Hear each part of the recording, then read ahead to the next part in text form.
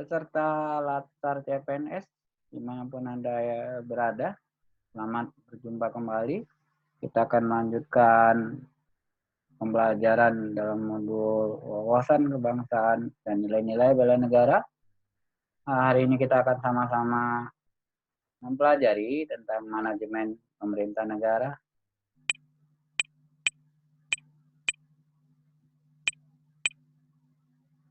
Baik, kita akan melihat secara bottom up.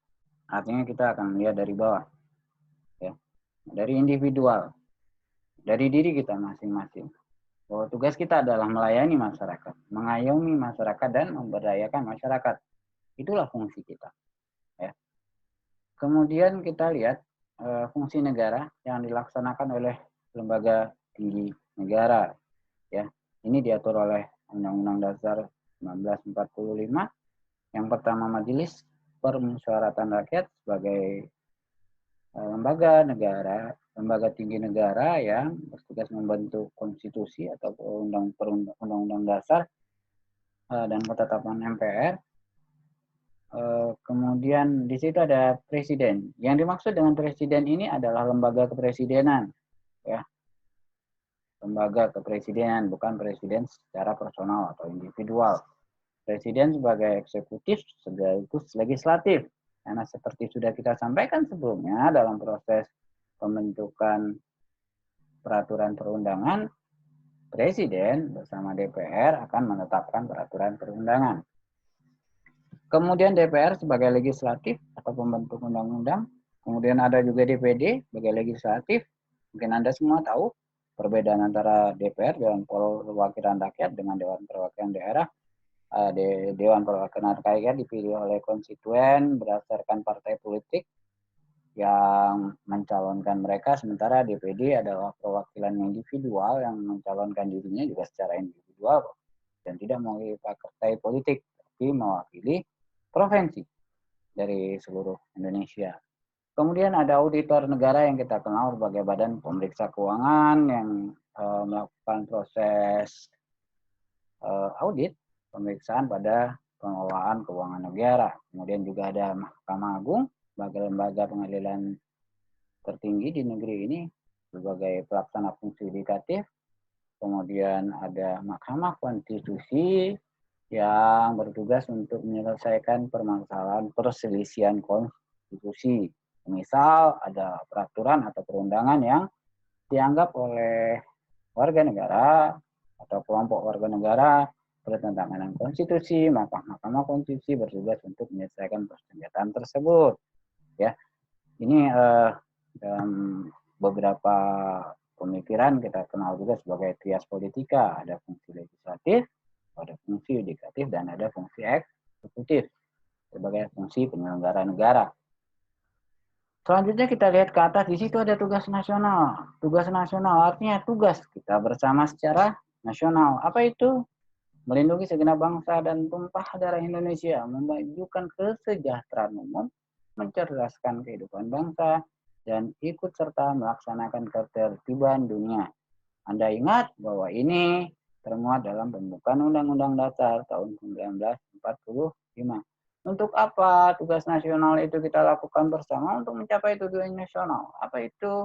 Negara Indonesia yang merdeka, bersatu, berdaulat, adil, dan makmur. Ini juga ada di pembukaan Undang-Undang Dasar tahun 1945. Mari kita lihat struktur kelembagaan negara. Tadi sudah disampaikan, sesuai konstitusi, ada BPK, Presiden dan Wakil Presiden, DPR, MPR, DPD, MA, dan MK. BPK punya perwakilan di setiap provinsi, kemudian Presiden dan Wakil Presiden berturut-turut mendelegasikan tugas dan tanggung jawabnya pada Kementerian Negara, Dewan Pertimbangan, kemudian TNI dan Polri. Kemudian ada proses desentralisasi kewenangan, di mana sebagian tugas Presiden, Wakil Presiden sebagai kepala pemerintahan dan kepala negara diserahkan kepada pemerintah daerah, provinsi, dan kabupaten kota.